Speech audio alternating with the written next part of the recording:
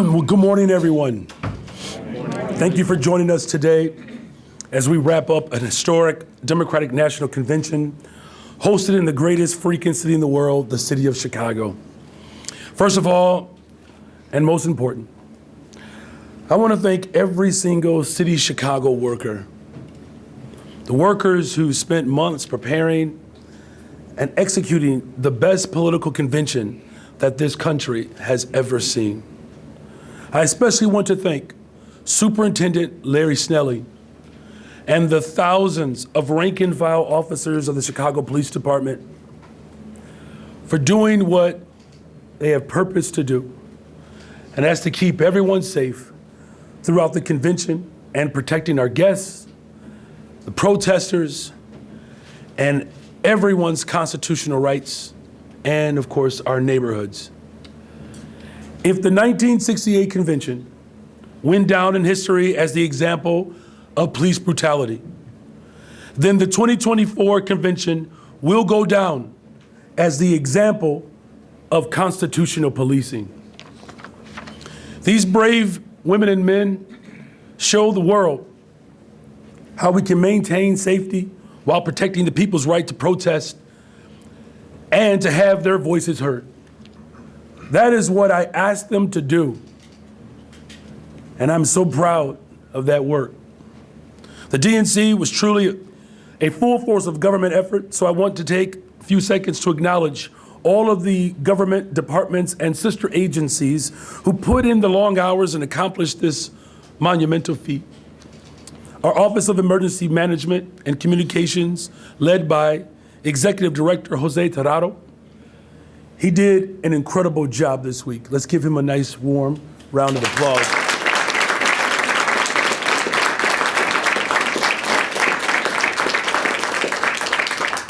They kept a regular and disciplined information flow, anticipated problems before they arose, and dealt with the molehills before they became mountains.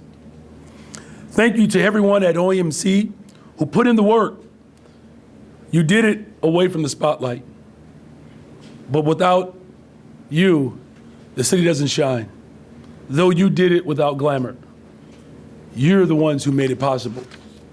We want to thank our Chicago Fire Department, particularly the leadership of Commissioner Annette Nance Holt. The months of preparation that went into this is truly an incredible testament to the spirit of our city. We are the city that works, and we work because of our working people. From the CTA workers, train conductors, and bus drivers who made sure folks could get home,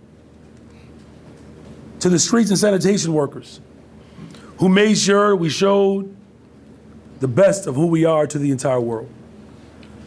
And of course, to our Department of Transportation that coordinated all of these routes and closures. To every single city worker, regardless of their department, that contributed in big ways, you did it small and large. You welcomed visitors to Chicago.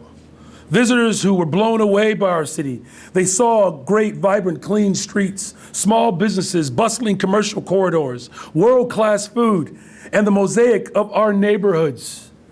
They saw our 600+ public parks and, of course, our beautiful lakefront. But more than anything else, they saw and fell in love with our people. Because DNC or no DNC, it is still Chicago. And all the beauty on display this week is beauty that has long been a part of who we are. We are truly a welcoming city with warm people who love to share their culture and community. I want to give a special shout out to some individuals in particular from my team for their remarkable work to this effort. Chief Operating Officer John Robertson.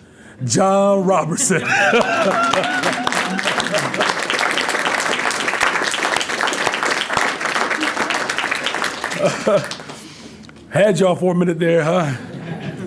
To our Deputy Mayor of Infrastructure, Lori Lipson.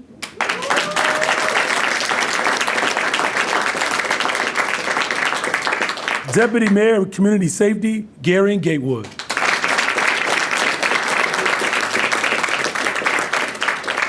And to the person that makes sure that this corporate is always protected, our corporate counsel, Mary Richardson Laurie.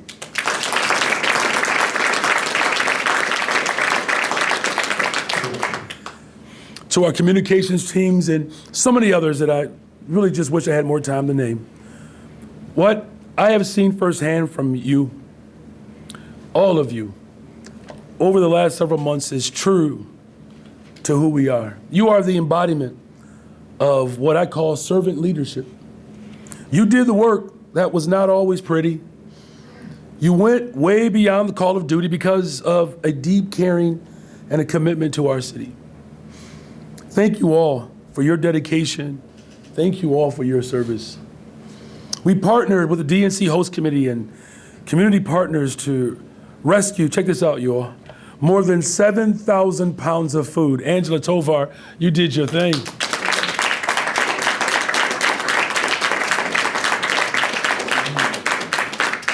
That translates to thousands of meals for food for people who are food insecure. The best part, every single meal stayed right here. It stayed right here in Chicago. It went to Chicagoans. So I want to thank the DNC host committee, Secret Service, and all of our state and federal partners. This was truly a team effort. And I'm extremely grateful for all of you all's contributions. Thank you to the hard work and to the working families in the near West Side who welcome visitors in their community. The near West Side, I know it was a tough few days for you all, but you all showed out. You all represented Chicago so well because, you know, the West Side is still the best side. I'm honored and humbled to be your mayor. It's a beautiful city. Grateful that all the delegates around the world got a chance to get a real taste and experience of Chicago, the place that we call home. Leading up to this convention, there were many people who had doubts. I don't know why, Superintendent, but they had doubts. Many of them had questions. I'm okay with those. They said, is Chicago ready? Is Chicago ready for this convention? We heard it all. Chicagoans heard it all. But being Chicagoans, we stuck to the grind and we kept at work. And today, after pulling off the best convention this country has ever seen, not only can we claim that we are the best freaking city in the world, we also get to claim in a very emphatic way. In the words of Skytown's own Angel Reese, what they gonna say now? What they gonna say now? Every Chicagoan today should feel proud. Newspapers around the world are writing about an historic convention in a historic city that nominated a black woman of Asian descent to the highest position in the land. We hosted a sitting president, 2 former presidents, as well as countless governors, senators, union leaders, faith leaders, working class delegates. We hosted the complexity of our democracy. Chicagoans are people with an unbreakable spirit. You're never going to allow anyone else in the world to tell us anything different. We have a vibrant city, a city that is truly on the move, a city that is entering into a new era of prosperity. I want to thank every single Chicagoan for setting the record straight once and for all. We stood strong, we stood together, and that all of that made the difference. We made history, and we did it our way, the Chicago way. So now, with that, I'm going to bring to the stage my dear friend and the great optimist, because like me, he's a beloved Cubs fan. OEMC Executive Director, Mr. Jose Terrado.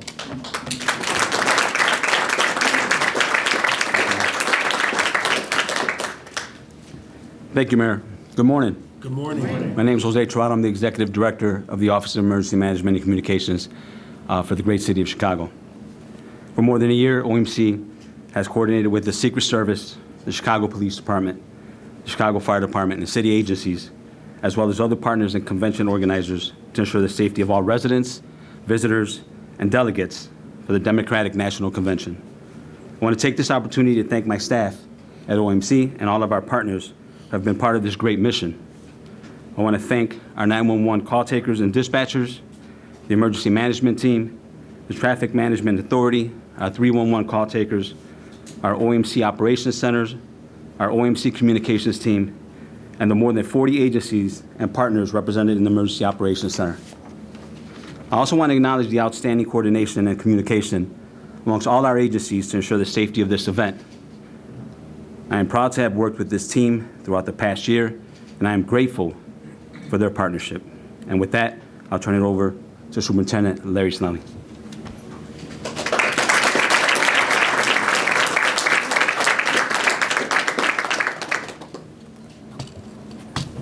Good morning. Good morning. I believe it's still morning. First of all, let me say thank you to Executive Director Jose Tirado for the great work that OEMC did. I have to thank the entire team over there. There are a lot of things that have happened behind the scenes and people that you have not seen who help bring this together. So it wasn't just one entity. It was the entire city coming together, and all of those people who had a vested interest in making sure that the city was safe. I'd definitely like to thank members of the mayor's team where we had constant communication. Mary, thank you. The legal advice between you and CPD has been excellent in helping us get through this. Christina, just the constant communication about what's going on and just keeping the mayor abreast of it. John, we went to school close together, but we won't talk about that. We'll talk about that a little later. But just from the very beginning, all the work that you put into it. Garion, an excellent partner, out there with making sure that our communities are safe. And Lori on the end over there, hanging out in the park, making sure that everybody had their First Amendment rights heard. So I know that had to be challenging, but you pulled it off. So, and just to the entire team, I'd like to thank the mayor for trusting me enough to choose me to be in charge of a department that I love, of members that I admire and love. I've been doing this job for 32 years. Just such a great honor to be here. So I'd like to thank you, Mayor, for that. Just great work being done. At some point, I'm going to introduce my leadership team because without them, I'm just telling you right now, this could not have been done. So what I'd like to talk about is the end of the DNC in the week, starting on the 19th, ending on the 22nd, which was yesterday. And one of the things that we talked about was keeping the entire city safe, not just the areas around the DNC. Since the start of it, from the 19th to the 22nd, all of our districts had plans in place to make sure that we kept the city safe and secure. And I just want to talk about a few numbers when we compare the same numbers of the same period of time last year. From that Monday to Thursday last year, we saw a 26% reduction in shootings, a 31% reduction in homicides. We also saw a 54% reduction in robberies. We've seen a reduction in over 300 robberies just in that time period. 35% reduction in vehicular hijackings and a 47% reduction in motor vehicle thefts. Now, although those are reductions, we still have work to do. But it just goes to show the work that was still going on in our districts and around the city while our other officers went down to protect people's First Amendment rights and protect the city as a whole. I can't say enough about our partners at the Secret Service, just the constant communication They've just been great partners. And Derek, the best hair on the planet. I want to recount. He was out there with us yesterday. Joe Heffernan out there every single day. Jeff Burnside, just great partners. Can't say enough about the work that they did. Again, the Chicago Fire Department, been partners with us. I mean, it's just amazing. The partnership there is amazing.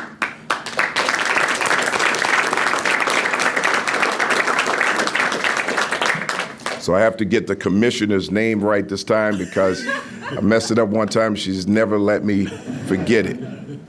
Commissioner Annette Nance Holt. I'd just like to thank you for your leadership and your team. There's another black woman's name they all know how to pronounce now too because of the convention. This is a non-political event. So again, we set out to make sure that we kept the city safe while protecting First Amendment activity. And we did just that. I cannot say enough about the work that our officers did out there.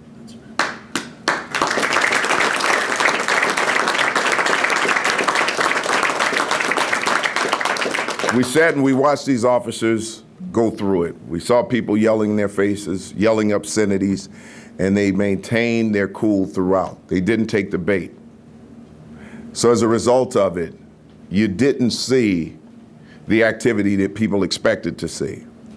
So again, please, can we stop talking about 1968? 2024, it's a new standard. And the men and women of the Chicago Police Department set that new standard out in the field. And I just could not be more proud of those men and women and the work that they put into this, making sure that the city was safe. As a result of everything that occurred out there, there were a total of 74 arrests that were around protest situations. In that, we had 4 people go to hospital, and that was for medication problems. Someone complained of chest pains. And then there were 3 other incidents where someone complained of some type of injury. There was an injury to a finger and pain to a knee, and they were treated and released. We had a few officers who were injured, and those officers refused medical attention because they did not want to leave their fellow officers out there alone. They wanted to stay with their fellow officers to make sure that they were safe. So as a result, with no one being injured, no one being hurt, it tells you how truly effective the approach was and the training was that we started over a year ago. But let me talk a little bit about my leadership team. These people were out there. This was a top-down effort. Without this leadership team up here right now, this could not have been possible. These chiefs were boots on the ground, and they were out there. Because if we expect the men and women of this department to go out there and police the way we expect them to police, we should be out there with them, making sure that we are serving as support. So our overall incident commander, Chief Dwayne DeVries, just the work that he put into preparing for this. I know I started it. I had the Bureau of Counterterrorism before I appointed him to that position, and he stepped in, couldn't ask for a better person to step in and take over that. I'd also like to thank Deputy Chief Jill Stevens, who was working with him on this, and Deputy Chief Chris Papaioannou. Chief John Hine, the Chief of Patrol, what can I say? This man knows every protester on the planet. I think someone was here from Norway. He knew that guy too. That's how I met him. But his ability to communicate with people and talk to them about how we need them to perform so that everyone is safe. Just cannot say enough about the work that he did out there, and both of them stood arm in arm, shoulder to shoulder with the officers out in the field. Chief Antoinette City, our chief of detectives. I mean, I can't say enough about the work that she's doing over there, solving crimes, closing out homicides, and professionalizing the unit in a way that we haven't seen, making sure that detectives have tools to get their jobs done quicker. Just an excellent job. Working on First Amendment activity and our coordinated multiple arrest policy.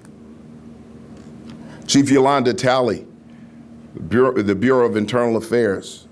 What can I say? She just works her fingers to the bone to make sure that we have all of the information that we need, and she also worked on that coordinated multiple arrests policy and had people out in the field making sure. She also had people out in the field making sure that they would take any complaint that came from anyone.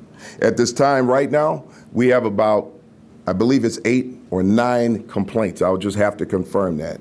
At this time, total complaints. And that's over a 4-day period. It's just amazing. Chief Angel Navales of Constitutional Policing, who has been helping coordinate getting all of the officers out to the field, making sure that those officers are fed, making sure that they're hydrated, making sure that they have what they need. At some of these sites, we had EAP out there and peer support for the officers to make sure that our officers were in the right mindset when they hit the field. It's just an amazing thing, an amazing job by this team. I cannot say enough about the work that they did. Now, my comms team, Don, Maggie, Tom, and Tom. There wasn't a reporter that could walk up to me without Don putting on his shoulder pads. I just wanted to make sure he didn't tackle anybody, but just the work that you guys have done throughout this have been amazing. So I just want to thank you for that. So, lastly, what I'd like to say is our city was on display. And it was on display for the world to see. And I guarantee you the world was watching because everyone kept talking about 1968. However, we showed again that this is not 1968. We showed what human beings, men and women of the police department, who are often criticized, some of it may be warranted, a lot of it isn't.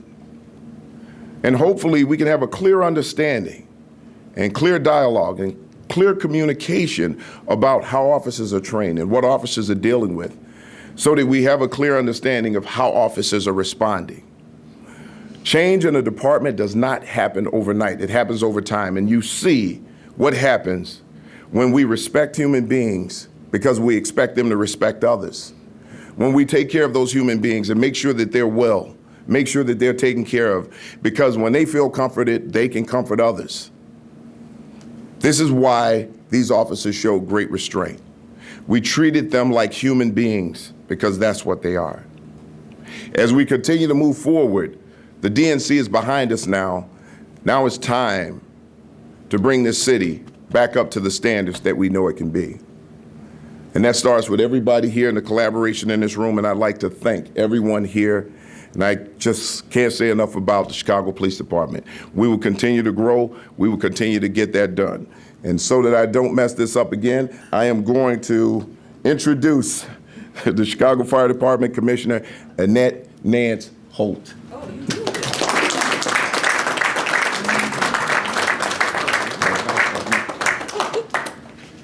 Good morning. Good morning. Let me say a special thank you to Superintendent Snelling and to Jose Tirado. We work together very closely throughout the year. We have a lot of special events, so we're quite familiar with each other, and we're used to planning big events. Of course, it wasn't a surprise to us, and we came together and were able to do this along with our partners, the Secret Service, which we work with on other occasions when they come to town. So I'm just very honored to have a partnership like this and to have people who are willing to put in the work and take the time to make sure everything is the way it should be. And I also want to especially say thank you to all the city agencies that work so closely with us. If we start naming them, we'd be here till tomorrow, because every city agency basically had their footprint with this convention. And they did a great job to make sure this historic event went off the way that it did. I want to say our planning and passion and commitment, it paid off. This took a lot of planning, a lot of tabletops, a lot of drills, a lot of manpower, a lot of thinking, a lot of rethinking, a lot of paper in the garbage can, because it just didn't plan out the way we wanted. But I want to start by thanking my command staff, because I'm going to tell you, being a leader without a great command staff like I have, it just couldn't happen. And I tell you, I have the best. I have Mary Sheridan, who rolled with me every day, wherever we had to go, to make sure everything was going the way it should be. Deputy Fire Commissioner Mark Furman, he runs the whole city's operation, fire and EMS, a phenomenal man who, he had a board over there in his office. Every time I go there, the board would change. I mean, we were like, what now? He would think of other things along with his team that we needed to address to make sure we were successful in this. Also to Chief Cynthia Herring, she's the Fire Prevention Bureau, which was over all the venues. They had quite a challenge, but they did a great job in what they did. Also, Chief Himmold, who was over at operations, he was moving our strike teams, our task force in place to support CPD. Phenomenal. Chief Keller, who was over logistics and our task teams, he actually was responsible for logistics. Logistics made sure all our members were transported, fed, all their needs were met, water, whatever they needed, even down to porta potties. Everything worked out great with this partnership. Also, Assistant Deputy Fire Commissioner Hernandez, who's back here, who is over EMS, Emergency Medical Services. He made sure all of his paramedics, all the paramedics were in place, and they had everything that they needed. Another lift, and we still continue to serve the entire city without anybody suffering any delays. And especially to Deputy District Chief, he thinks he's getting a promotion, I think. Yeah. Francisco Velez, let me tell you, everybody will tell you, anything go to Frank. We had all types of things popping up. Frank made sure it happened right away. Invaluable partnerships with all the different agencies. If you ask anybody about Frank, Frank gets it done.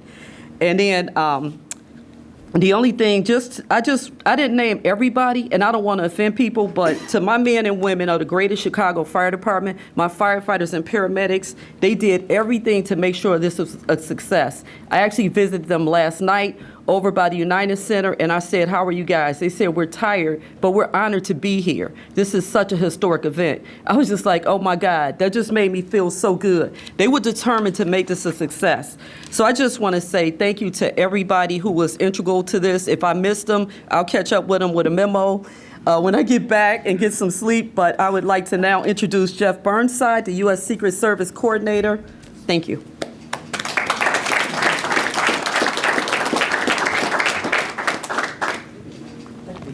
Thank you, Commissioner. Good morning. Good morning. As the Commissioner said, my name is Jeff Burnside, and over the past 18 months, it has been my privilege to serve as the Secret Service Coordinator for the 2024 Democratic National Convention. Over the past year and a half, I've gotten to know this city, and I've felt firsthand Chicago's hospitality and strong work ethic. I want to thank Mayor Johnson, Superintendent Snelling, Executive Director Tirado for their tireless work and dedication to this event. I'd also like to thank the men and women of the Chicago Police Department, the Chicago Fire Department, OEMC, and the Secret Service's Chicago Field Office for their dedication to ensuring that this event was a success.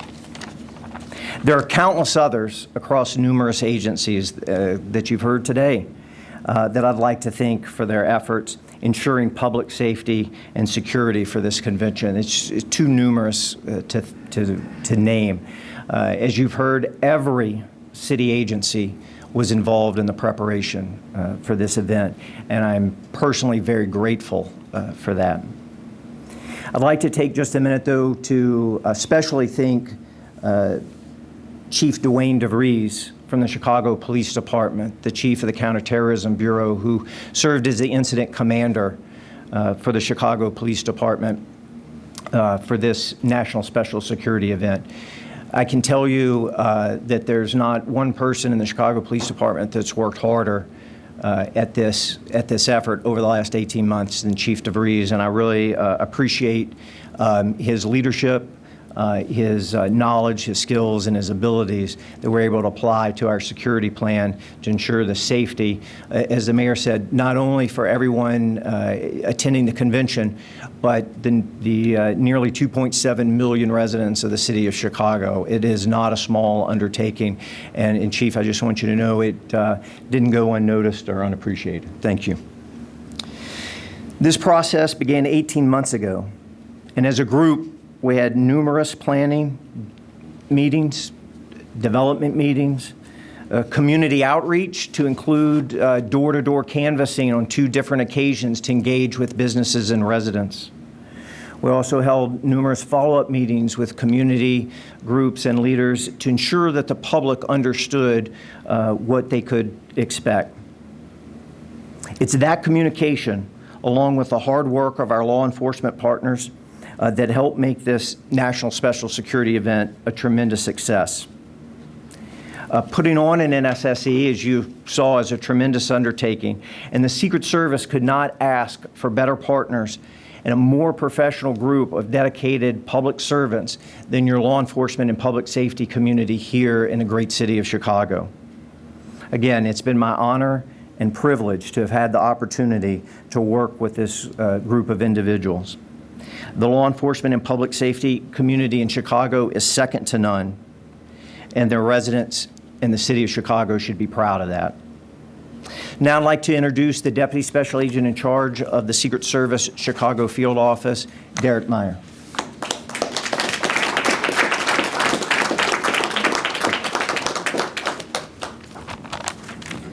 Good morning. Good morning. My name is Derek Meyer. I'm the Deputy Special Agent in charge of the U.S. Secret Service's Chicago Field Office.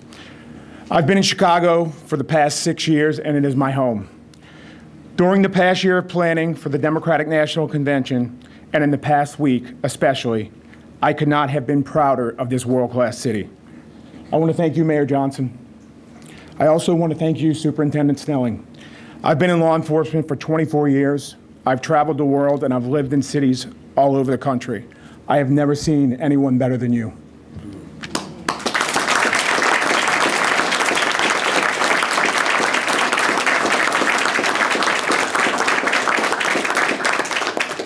You lead an exceptional police department. I want to thank everyone in the Chicago Police Department, along with OEMC Director Jose Tirado. I also want to thank all of our federal, state, and local partners who contributed to the success of the last week. I also want to thank Chicago Police Chief of Counterterrorism, Dwayne DeVries. I couldn't ask for a better friend or partner to go through this. I want to thank Glenn Brooks, the Director of Community Policing for the Chicago Police Department. And I want to recognize Joel Heffernan, the Assistant Special Agent in charge of the Chicago Field Office, who was involved with every aspect of the planning of the Democratic National Convention. This week, he was out in front of the lines this week, along with the CPD partners, talking to the protesters and out there in force. I always say that the Chicago Field Office is a family, and the people we work with at times like this are part of our family. But I want to thank the men and the women of the Chicago Field Office for all of their extra hard work during the build-up for the DNC. The Chicago Field Office is also responsible for the states of Wisconsin and Indiana. This year, in addition to being a hotbed for campaign stops, the Chicago Field Office was also responsible for overseeing the Republican National Convention. That's a huge amount of work, and our team excelled to the challenge. I could not be prouder of them. I have been saying for most of the past year that the city of Chicago is a pro when it comes to putting on large-scale events. Lollapalooza, the Chicago Marathon, NASCAR, and now we can add the 2024 Democratic National Convention to that list. Thank you.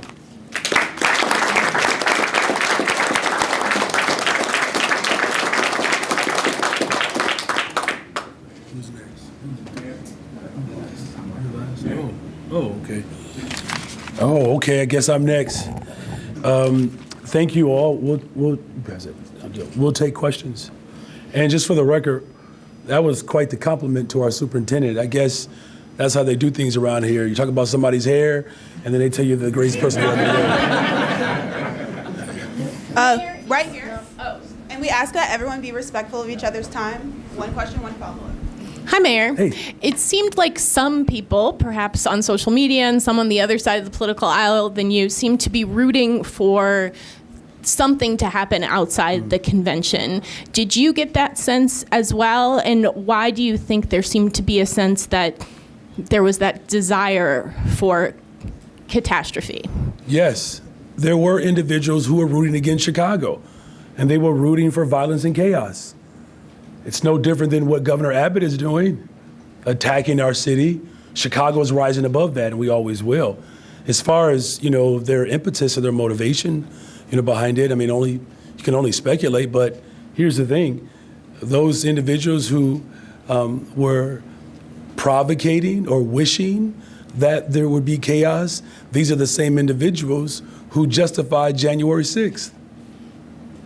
These people are dangerous, but we're grateful that we brought this country together because that's what it's really about. Chicago uniting this city, as well as uniting this country and really setting a marker of how democracy has to exist around the globe. And Chicago, we did it. We did it. We did it. Good morning, Mayor. Good morning. How do you hope to capitalize on the DNC's momentum to tackle the next items on your agenda? And can you give us a preview of what priorities you hope will benefit the most? Yeah, look, everybody knows, that in order for us to build a better, stronger, safer Chicago, you have to protect people and invest in people. That we've already previewed that. As the superintendent said, homicides are down, shootings are down, violence is down in the city, and investments are up. $20 billion of new investments in the city of Chicago. I don't know if there's any other person in here can find any mayor within the first 15 months of their tenure to reduce homicides by double digits and bring $20 billion of new investment, $1.25 billion for the west and south side of the city of Chicago. $1.25 billion. That is the largest investment for community and neighborhood development in the history of Chicago. So we're going to continue to do what we've always done. We're going to attract the world as, of course, our beloved black Haitian immigrant and his beloved partner, the Potawatomi woman, when they set up the trade post of the Chicago River, they always saw this as a global epicenter. Chicago is the global capital city of the world. So I don't know if that means we get more revenue from the rest of the world, but it sure looks like it. That's the last part of your question. Yes, there's going to be benefits. Yes, absolutely. And we're already seeing the return on those investments.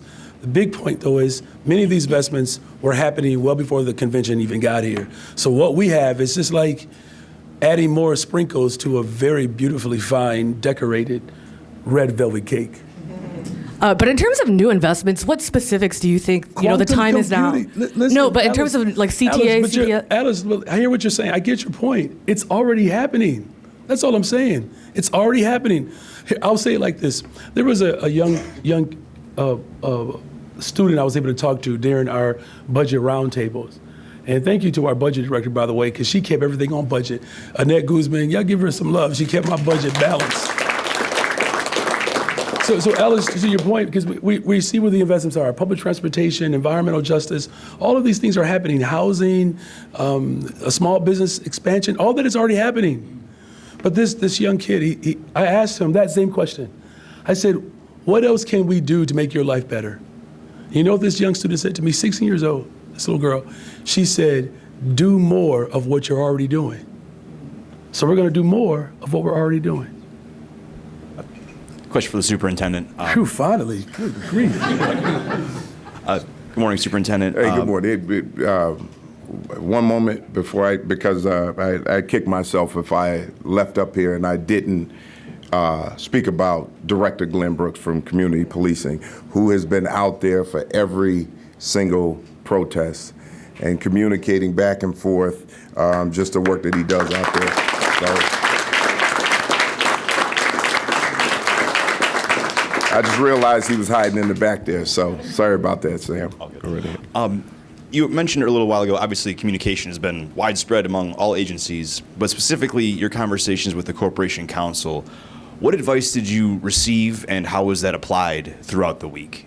Well, it's not just about receiving advice. It's about questions throughout, right? If we saw something that we weren't exactly sure was lawful or unlawful, obviously, I have my legal affairs team, and speaking directly with Mary's team was just amazing for us. So we were able to bounce ideas off of each other just to see what the best approach would be in particular situations where we had questions about whether some gatherings were lawful or not. So I just can't talk enough about that communication, and it helped us out a lot. Was that specific to the end, kind of last night, towards the end of things after the convention let out? It got a little tense as delegates were leaving the United Center, and they were, people were chanting shame, shame, shame at them. Like, was that one of the incidents you're referring to? No. So that was a particular case where we just wanted to make sure that the delegates were safe when they were walking by that group of people because they lingered. Most people had left, they lingered around. We just wanted to make sure that there was no violence that occurred and that those delegates were safe as they were traveling toward public transportation. But it's other things, just about gatherings in the park, speakers, things of that nature. Superintendent, the tense moments at the protest last night, I wanted to ask about that. We heard a dispersal order, there was contact between police and protesters, and then later on when the delegates were walking by, there were no officers to be seen. Can you just explain what happened there and what police did to diffuse the situation? Well, we diffused that situation by this, and I just want to let everybody know in the room, and I'm not going to call them media, or members of the media. I will say they had press passes. And those individuals would not move. If you walked by there were more people out there with press passes than there were protesters. And we really had a hard time getting them to move. And it made the situation more chaotic. So we realized as long as we were there were certain members with press passes that were expecting a clash. And I explained to everybody there won't be one. So if you're waiting for the carnage, you can leave.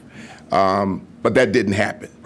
So when we started to pull our officers out, we realized there was nothing else there for them to film because the expectations of a clash disappeared. But we did have officers still out there. They just weren't highly visible at that moment because we wanted to make sure that those delegates were safe when they were going by. We had people around CTA and on the platforms to make sure that no one was attacked over there. Good morning, Superintendent. Good morning. Early on, we had these projections of 25,000 protesters showing up. Do you have a good gauge on how many actually showed up? And when it comes to the arrests and things, how it breaks down relative to misdemeanors, felonies, that kind of thing? So we looked at the numbers. I don't have the exact numbers, but we estimated the first crowd to be somewhere around 3,500 to maybe 4,000 people on Monday. It's kind of hard to gauge what happened on Tuesday because there were people who came in, and that group was relatively small compared to Monday. Wednesday was also a large group, upwards of 2,000, 2,500 maybe. And then last night was probably in that same realm, maybe around 3,000.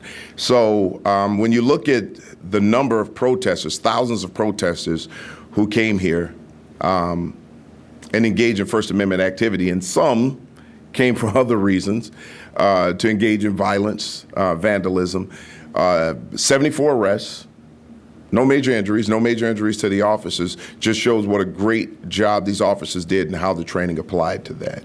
So we can get you a breakdown of that because we're actually working on a FOIA portal right now to put all of those arrests up in the breakdown, so you'll be able to get that information. I do have one follow-up to the mayor. Your voice sounds a little bit hoarse today. I imagine there was some celebration last night after the convention. Can you tell us on a personal level what it means to you that a woman of Black and Indian descent is now representing the Democratic Party as the nominee for President of the United States? It means my daughter, Brayden, is 10 years old. She gets to see a reflection of her being as well as the full expression of her values. Look, I had the opportunity to travel from state to state to state to state within the convention. And I can tell you, whether it's North Carolina or Tennessee, Michigan, Wisconsin, Pennsylvania, people are excited around the country for Kamala Harris. It is truly a love story. It is. And that is the beauty of this moment, because all of that which is historic, that transforms our globe, it starts right here in Chicago. Now, Dilla, the great historian, says that everything dope about America comes from Chicago. I would just take it one step further, is that we are truly a capital city for the globe. Yeah. It's still morning. Good morning. Superintendent Snelling, this is not a DNC-related question, but still something related to public safety. Over at Injustice Watch this week, we co-published an investigation with Bolt magazine that showed that over the last year, and this is based on OEMC data and CPD data, that over the last year, Chicago police failed to report 200,000 traffic stops to state regulators in violation of state law that requires all of those stops to be reported to the state. And in that data, it shows that in your first 7 to 8 months as superintendent, 1 out of 3 traffic stops went unreported to the state. Why do you think your officers are failing to report these traffic stops, and what will you do to make sure that they do report them? Well, the first thing I'd have to do is look at the data that you have. We'd have to look. Your folks did look at the data. But here, again, we'd have to look at that. They did. Break that down. Again, once we do that, I can answer that question. Right now, this is not about traffic stops. This is about the DNC. So you can try to turn this into something else all you want. Into 200,000 traffic stops. So here's the deal. When we get that information, and I sit down with my people, then I'll be able to better answer that question. Mayor Johnson, your office refused to provide a comment on this story, and we're hoping that you would comment on it now. Looks like your hopes won't be fulfilled. The city of Chicago just displayed some of the best policing in the history of America. These systems that we inherited, because I know your research has done this as well, these systems were jacked up. 1968 was. 2024 isn't. Is there anybody else that has a question? Could you please pass the mic back? Thank you. We have one right here, and then I'll pass it back. Go down. Thank you. Yes. Also for the superintendent, Megan Hickey, CBS Chicago. Forgive me if I missed it, but did you give an exact number of arrests just yesterday? Just yesterday? Yeah. There was only 1 arrest made yesterday, but that was for obstruction of traffic. Okay. And then can you comment on the decision to hold protesters who were charged with municipal violations for sometimes hours at a time? We heard 8 or 9 hours in some situations. The National Lawyers Guild said the Pretrial Fairness Act allows you to, cite and release them in those cases. You know what? I'd actually have to look at those particular cases. There may be some circumstances around that. Okay. So, and it could be processing. I'm not really sure at this point. But sometimes scenes are chaotic. And when we have chaotic scenes, we have to move people. And to move people, it calms situations down. As long as we have people who are standing and they continue to make noise, it draws attention. And the more attention it draws to the officers and the overall situation. Those situations become volatile. And in order to keep that down, to reduce the risk of having to use force or take more people into custody, we may have to move people quickly. And that may lead to some processing issues. But in those particular instances, I don't have all of the facts with me right now, but I'm sure we'll be able to talk about that. And your team's planning to publish a whole list with citations and all that information? That's correct. Okay. Cool. That's correct, yes. Superintendent, while you're there, Mike Krauser with BBM Radio asked me if I could ask this question of you. It's the 1-year anniversary of the shooting at Sox Park. Where does this investigation stand? Come on. I'm asking for a friend. Really? Here's what I'm going to tell you. We're going to get back to that one too, right? This is about the success of what our officers have done right now. And we will get back to you on that one. Listen, I just want to be clear here and now. We can continue to talk about the past. We can continue to throw stones. But right now, I'm living in the glow of the work that these police officers did to show. And you can do everything that you want to do to try to throw paint on it, to try to besmirch it, to try to bring it down. I didn't sleep at all last night because I stayed up all night thinking about those faces and the pride on the faces of those men and women, knowing that they showed up and they protected people's rights and didn't violate any of it. This is a department that's transforming. I will not be moved. You will not break that down. My men and women stood strong, and they're going to continue to do it. So cast whatever you want on it.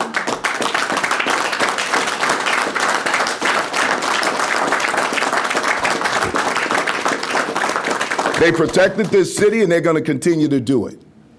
And there isn't a traffic stop in the world that's going to change that. These individuals are working, they're being trained, they're being developed. And as we move, you will see this department continue to grow, and you will see it improve. You will see our relationships with community and community members improve. It has already started. So we can continue to talk about the past, but I don't live in the past. I work toward the future. And that's what everybody up here is doing right now. Is there another question? Well, the question that I had, or my story, was for the mayor. And Mayor, you kind of reflected a little bit on how the convention went. I guess the first half of the question is, on a political side, obviously you were there, I assume, every night. How are you feeling about Kamala Harris and how this positions the Democratic Party going forward? Well, it's a very healthy question. It's a vibrant one, in fact. The American people need government to work, not bicker, not attack.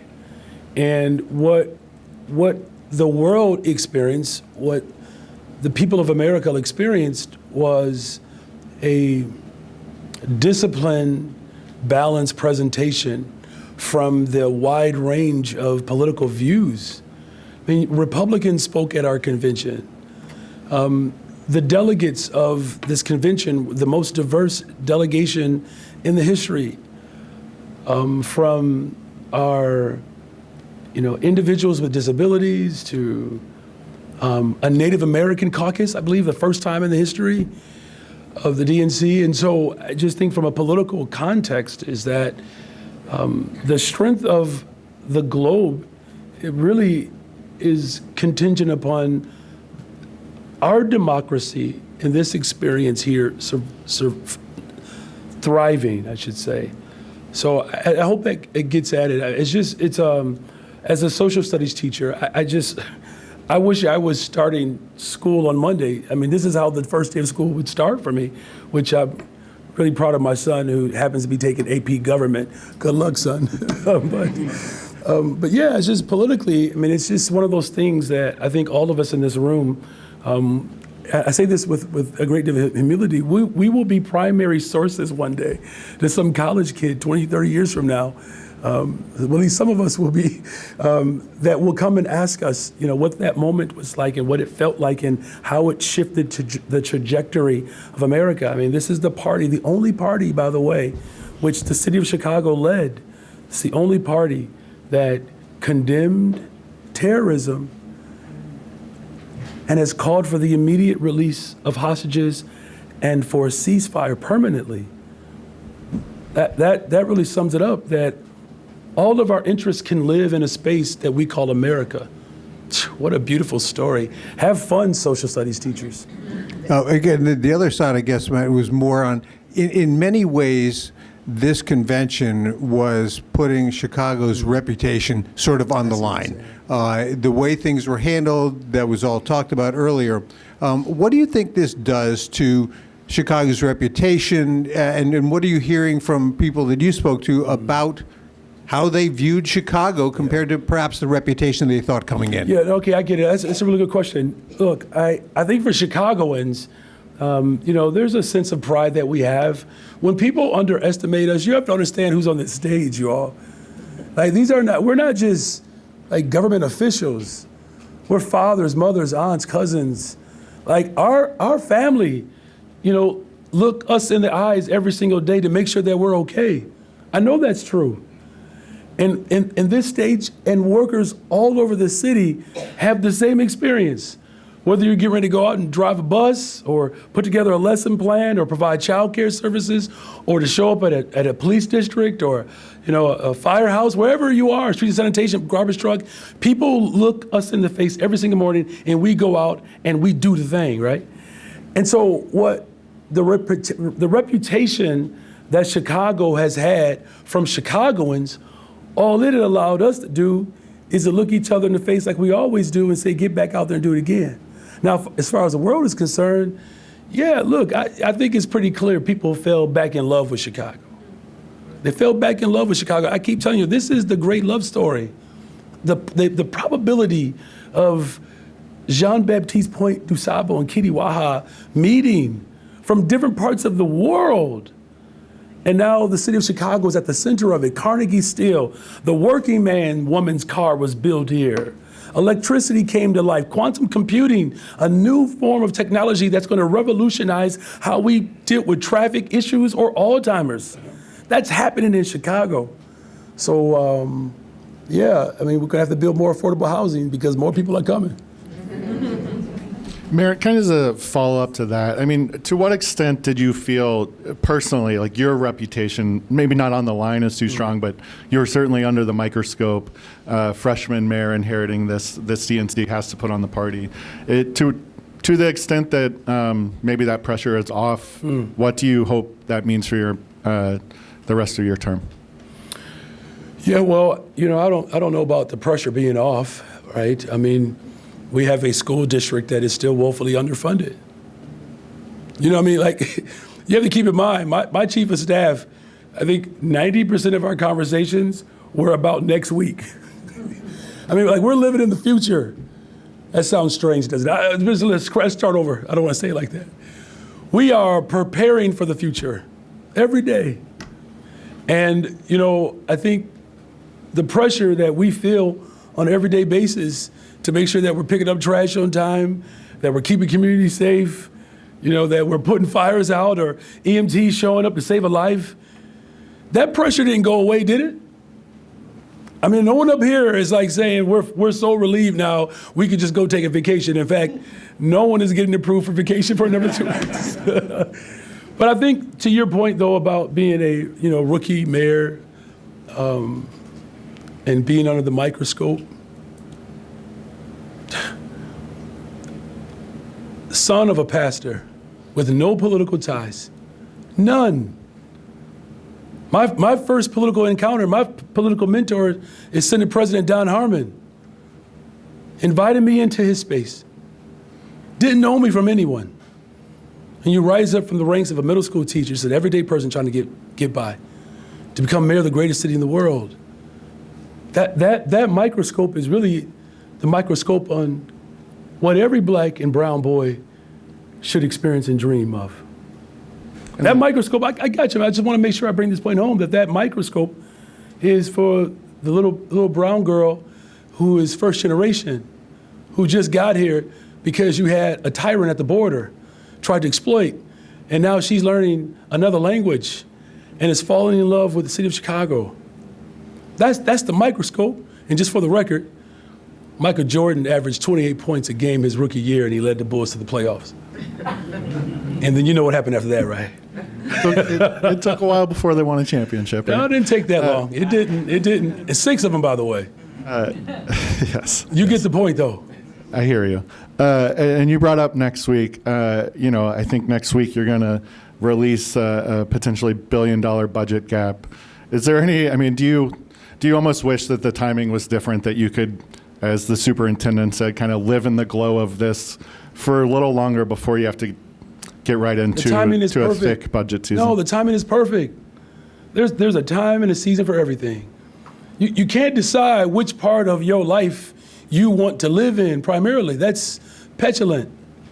We don't respond to this position of opportunity obsequiously.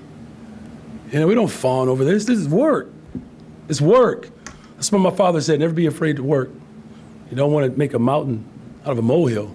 So we're going to address it. We're going to approach it like I promised I would. We've got a great team that's going to help us do that. Superintendent Snelling, Chip Mitchell with WBEZ. You mentioned earlier, first actually very quickly, the 74 arrests, that begins Monday or Sunday? That began Monday. Okay.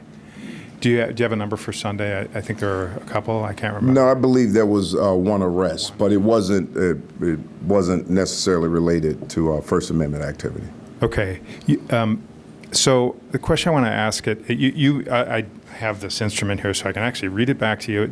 You said earlier today, the DNC is behind us. Now it's time to bring the city back up to the standards that we know it can be. What standards did you have in mind? Well, we have to continue to bring crime down. Things are trending, but we have to continue to bring crime down. Now, in order to do that, we have to build relationships, and that's reforming our department. Right now, we're under consent decree, and we want to make sure that we're working on that consent decree. We're coming into compliance with the standards of the consent decree. I'm in constant contact with the IMT, the Independent Monitoring Team, and everyone else who's involved. I just want to make sure that we're looking at everything that within the department where there are mistakes that have been made to take corrective actions on those mistakes. Now, we've seen what great training and tools and preparedness can do for these officers when we give them the right training, the right direction, and the right leadership. That's what's important here. We can talk about numbers. People can sit and look at data. Data doesn't tell you everything.